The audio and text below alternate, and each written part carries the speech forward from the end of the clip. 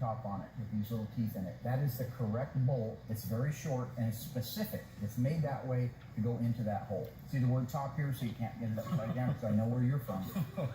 And then down here you'll see the L5. That is the correct bolt that holds the lower part, the pivoting part of the bracketry. When was that car built? September 2nd. Of what year? 1969. Very good. So that means everything on this engine, if it's dated, should be dated before that date, right? Or correctly concurrent with that date.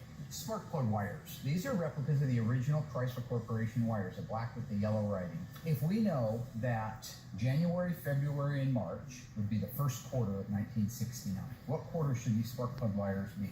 The second or the Closest third, right? to the production date without going over. It's like the Price is Right.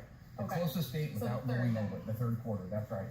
And so when you look very carefully right here, what do you see? H3Q69. Third quarter of 69. That's how accurate it has to be.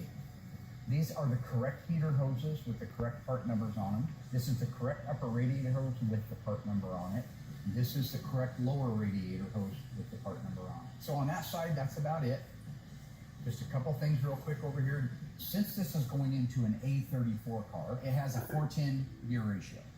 Mopar made it mandatory that any of their axle package cars that had a gear ratio of 3.55 to 1 or lower got a power steering cooler. That's called being accurate. So that is a power steering cooler that was mandatory with it. Also, the other thing that's mandatory is brakes. It's brakes. Last couple of things. You'll notice that the dipstick level indicator is orange, but yet the dipstick tube is natural finish. You know why that is? I don't.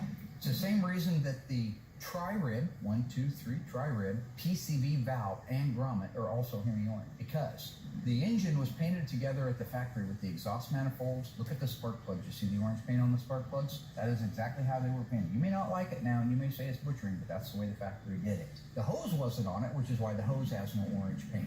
Also, there's no clamp here. It's not supposed to have a clamp here. People put clamp on, that's not right.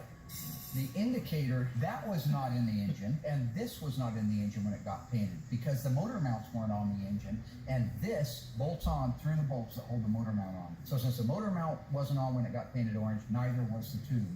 However, they wanted the top of it to look right, so instead of just painting this handle, the factory actually dipped it in orange paint and brought it back out again, and then they would go and they would hang and dry, and when it was time to put them in an engine, they'd grab it and put it in. So what did we do? What happens when you dip paint into something and pull it out? You're going to have a little drip right there on the end. So here you see, we actually have the drip. We've simulated the drip. Okay, last thing, we'll check the manifold.